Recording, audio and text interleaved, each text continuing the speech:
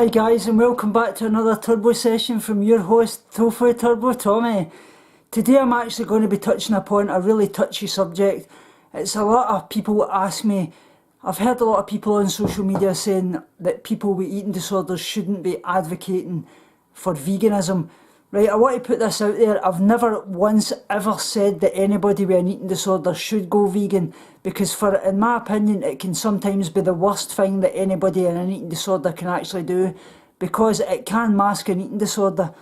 But like I say, for myself, it's been the greatest thing ever. I wasn't in recovery until I actually went vegan. And like I say, recovery isn't straightforward, and there's so much more to it than actually just starting to eat again. It's a mental illness, and therefore it actually requires a change in your thought process. It's not something that's actually going to happen overnight. So like I say, just as it isn't a straight line, recovery isn't symmetrical either. Like I say, one person's recovery journal isn't going to be the same as somebody else's. So like I say, when recovering mentally from an eating disorder, it's obviously important to do what's right for you as an individual and what you find actually helps. You have to find out for yourself if you're going to do it for the right reasons. I would say, importantly, ditch all the scales, stop the things like looking in mirrors, get rid of them, and then you'll actually find out the reasons which you're actually doing it for. Like I say, be mindful that not everyone around you will agree with your decision. It is possible that they may see it as a way to obviously further restrict your intake. So like I say guys, I actually do a lot of advocacy with obviously B-eat in the UK, and they actually estimate that over 1.6 million people in the UK suffering from eating disorders. So like I say, in no way do I want to give credence to the argument that veganism is an eating disorder, because it absolutely isn't, like I say. However, some of us need to obviously take a little extra care of ourselves when we're actually making the transition, to ensure that destructive habits don't actually surface or resurface. Like I say, luckily, once I'd actually learned more about veganism and the vegan options, my unhealthy behaviours around food actually subsided, and many haven't returned actually. So like I say, from my own experiences, I've basically put together some thoughts and things that can obviously help you transition. Obviously it's really important to examine your motivations. Like I say, everyone has a different tipping point for going vegan. Like I say, some take the leap based on the compassion for the animals, some find their way in environmental grounds, and some basically find it through seeking a healthier life for themselves, and basically overcoming their eating disorder, or overcoming type 2 diabetes, or the health benefits for stroke and heart attack and such likes. Like I say, any road which helps you to lead to veganism has the same positive effects, but obviously if you're predisposed to harbouring unhealthy thoughts about your food and such likes, it's worth spending obviously the time thinking objectively about why you actually want to transition. So like I say, it's always best that the reasons for going vegan aren't due to obviously a desire to attain a particular body shape. Like I say, you see all this in the vegan lifestyle, this lean body shape. Like I say, many people are different. We're all differently genetically predisposed, and at the end of the day, you should never be focusing on any type of body image.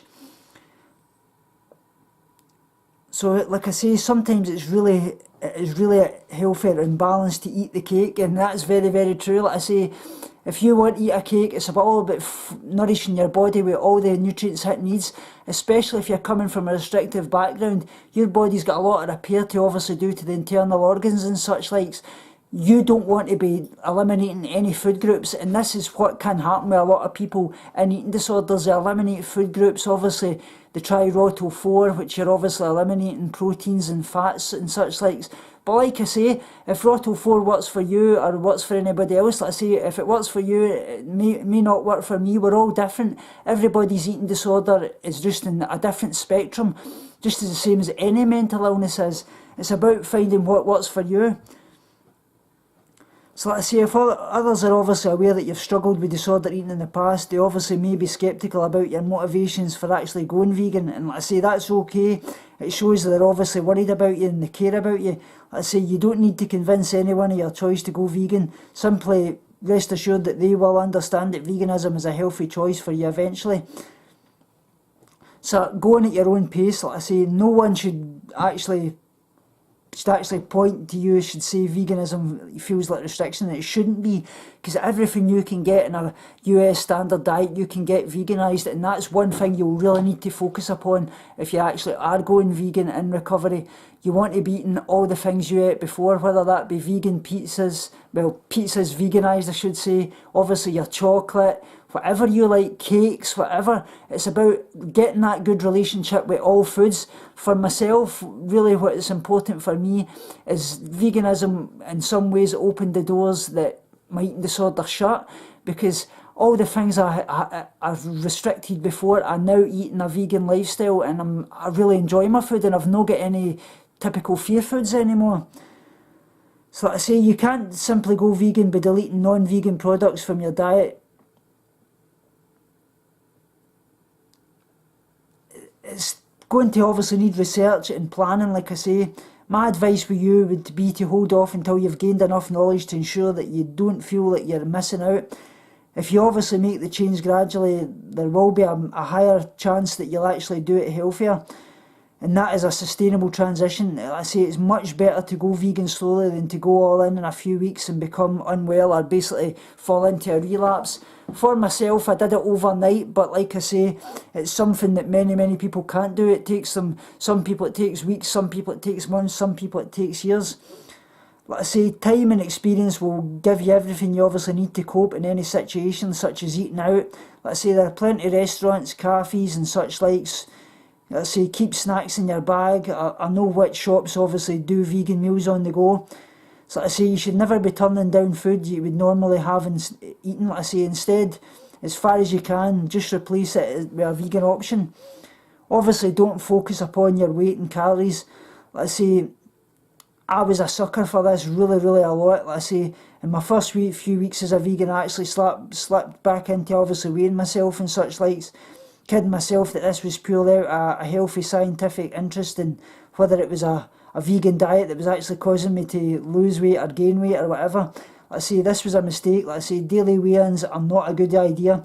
Your weight fluctuates up and down during the day depending on what you've eaten, fluid intake, and if you've got a menstrual cycle and such likes as well. So like I say, instead refocus on important things like your energy levels and obviously your mood. Like I say, likewise, it's not a good idea to track your calories, as this may obviously result in restrictive behaviour. If you obviously become concerned that you're obviously not getting enough, think about maybe adding in some healthy sources of fats such as nut butters, avocados and some oils and such likes, like your olive oil and such likes like that. Like I say, they're good sources of nutrition that are particularly helpful for us who have actually struggled with these feelings of actually feeling full and such likes, because we do get that when we're coming to recovery. We get an awful lot of bloating and feelings like that. So it's about kind of focusing on calorie dense foods that's not going to bloat you as much and not feel that you're eating too much and may cause your restrictive behaviour. It's obviously important to obviously monitor your thoughts and behaviours surrounding the foods, and obviously your early days of going vegan. Let's say take time to obviously kind of examine any destructive behaviours that may be presenting themselves. Let's say being as truthful with yourself as possible is really the key. Let's say remember that perfection that isn't part of being the language of being vegan. Like I say, this is something that we do in eating disorders, this perfectionist behaviour. Like I say, our beliefs are regularly compromised by actually living in a non-vegan world, and we've all kind of accidentally eaten a non-vegan product, especially in the early days. And if this happens, like I say, don't be too hard on yourself. Just carry on and try your best. Like I say, accept that you can't obviously be in control of everything, and that know that it's unhealthy to obviously worry about this consistently. So like I say, for some people, veganism is a part of the recovery and allows them to obviously go on kind of notions of surrounding guilt and kind of overtake those guilt feelings that obviously knowing what you're doing is not only right for yourself but right for the animals and the planet. So like I say, for many people, including those who have actually experienced disordered eating, it's the best decision they've ever taken. But like I say, for a lot of people, it can actually be the worst thing, and I'll actually touch upon this right now. So like I say, this is kind of the thing I want to touch upon, why a lot of people actually come to the vegan lifestyle as an eating disorder, and it can actually be the worst thing for them. But like I say, there's many of us out there that it's actually thriving on a vegan lifestyle, and I'm one of them, and there's many others. But for some people it can be very destructive. Let's say for an eating disorder person, being vegan is the next best thing to complete starvation for some people. Like I say, being vegan is obviously socially acceptable. I say it might even be considered a superior, healthy way of eating by some people. Like I say, eating disorders can obviously hide behind it. You can obviously restrict your food. You can obviously refuse food and such like. You'll say, oh, I can't eat that because that's not vegan. Or you can stop going out to cafes or have social events with your family and friends because you can basically use it as a mask in such way. Let's say, basically when you're offered any food, let's say being vegan can give you the convenient excuse basically not to eat it. Let's say you can basically say, no thank you, I don't want it, I can't eat it because it's vegan. You know, it's basically hiding behind the eating disorder in some ways, and you're basically letting your eating disorder take over you. Let's say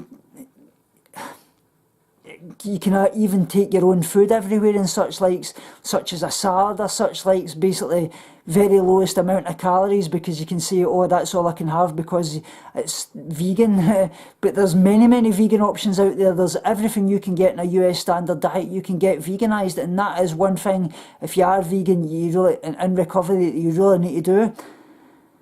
Let's say, obviously a lot of people use it as an excuse not to eat saturated fat, and this is a really big one, and it's really important that you don't do that. Like I say, especially you need this for your organs and your reproductive system. You need saturated fat to recover and obviously to get to optimal health. A lot of people, like I say, girls especially, females and such like, don't have their menstrual cycle, and you really need to get this back. Your fats are obviously important for your soluble vitamins A, D, E and K, which I touched upon earlier, is for obviously your hormonal function, your brain function, and it's really important, like I say, and they're calorie dense foods, so it's really good obviously to eat these kind of foods as well, because obviously if you're restricting in the past and such likes, bloating and such likes, and a lot of gastroparesis and such likes, what I suffer from myself, obviously causes you to feel really full, and obviously you can get vomiting and nausea. These foods are very calorie dense and can really help you get to your optimal weight and get into a healthy BMI of at least 18.5, where you can actually start working upon the eating disordered thoughts. So like I say, for some people it can obviously allow them to become obsessed over food, like meticulously reading food labels, and obviously thinking about food all the time, and this is something we do in eating disorders quite a lot. So like I say, if you're still doing that and you've came to the vegan lifestyle, you need to start to ask yourself, are you really doing it because you want to do it for the animals and your health, or are you doing it because you feel a way of restriction? Let's say obviously as well, finding other people that's obviously vegan, let's say indulging talking about food with them all the time, so it becomes like an obsession. You start taking pictures of food, you start obviously talking about food all the time. Let's say this can in some ways, not always, like I say, because I find that I can talk to people about vegan food and such likes, and it's really interesting. It finds me more ways of actually finding great foods and recipes and such likes. But if it becomes when it's taken over your life, then you need to really kind of assess whether it's actually you're doing it for that reason.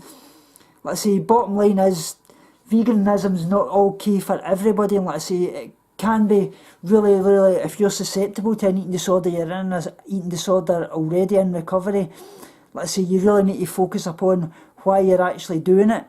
But like I say, for me, basically, it's opened the doors, basically, the eating disorder actually shut. So like I say, it's obviously helped me so much, because now I would restrict, I would obviously worry about going out to cafes and restaurants, and I would stop doing that because it was a way of my eating disorder. But now I go out and I'm not fearful of any foods, and I go out there and I enjoy the food that I can have. Yeah, a lot of restaurants you'll go to, there won't be a great vegan option, but you've obviously got things that obviously you've got your chips, you've obviously got baked potatoes where you can get with beans and such likes, but most places will find you a good vegan option. You've obviously got Indian and Thai restaurants, many Chinese restaurants. There's an awful lot of options. A lot of places are doing vegan pizzas now. You've got Domino's and such likes. Let's say, I found that it's basically helped me so much, because it's opened the doors, basically, like I say, the eating disorder actually shut. Like I say, basically as I went along, I actually wanted to inflict less suffering on animals and the environment. Obviously wanted to eat the food that was obviously generally good for my body. But like I say, for many people with the same an eating disorder, I was actually afraid that veganism would fuel my restrictive tendencies. Like I say, and obviously a lot of people worried about that, but my eating disorder recovery team, it stressed to me that if I was doing it for the right reasons and gaining the weight weekly and keep doing that and not showing signs of restriction, that they were fully supportive of me. Like I say, veganism's basically gave me my meaning and took away the fear that I associate it with food. And as any anorexic knows, it's very self-focused disease. I say people who go through eating disorders are not selfish or narcissistic, but every day our vision and our thing actually becomes narrower and narrower. Let's say all your kind of diminished energies kind of channeled into striving for a ever important target, such as that weight in the scale, because your eating disorder will tell you that when you get to that certain weight that you'll get all your desires, that it'll make you happy. It never does that. Let's say being vegan's obviously led me to reconsider all the aspects of my life, my love affair with the animals, with the planet, with my spiritualism, my Christianity, basically getting back into knowing what I'm doing, and like when I look in the mirror, is not only good for myself, but good for everything, that the animals, the planet, everything in touch. But like I say, I don't recommend eating disorders for anybody in eating disorder recovery. It's all about finding if you really need to be doing it for the right reasons. You've got to get yourself in a healthy state before you can help any animals. Like I say, if you are going vegan in recovery, make sure you're doing it with a recovery team, whether that be your eating disorder recovery team in the community, doing it with your partner, your family, any kind of support network. That's what I recommend. But like I say, I don't recommend you do it on your own, because you've got to get the support and know that what you're doing it for the right reasons. So I hope this has cleared things up, guys. Like I say, eating disorders have got a wide spectrum. Like I say, people with binge eating disorder have asked many times, will it help them go in eating disorder, recovery, going vegan? And like I say, no, it wouldn't, because at the end of the day, if you're binging and purging, it doesn't matter whether you're flexitarian, plexitarian, like I say, eating 80-10-10, just vegan, whatever, or you're an omnivore, or anything like at all. You're still going to binge and purge. You've got to get over the negative thoughts in your brain. But like I say, for myself, it's really helped so much. But like I say, eating disorders have a large spectrum. What works for you won't work for me. You've got to do what you've got to do to get yourself in a healthy place.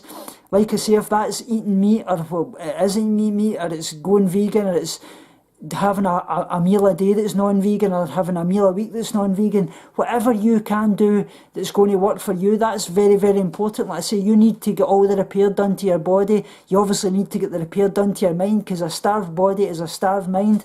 So I hope this has cleared things up, guys. Please start the conversation below. Let me know what you think. Let's get this going. And like I say, sending you all my love. And remember that little guy at the end of the video says he knows best. Speak to you soon, guys. Remember, guys, binge on life, purge negativity, and starve guilty feelings. Speak to you all soon, and love you so much.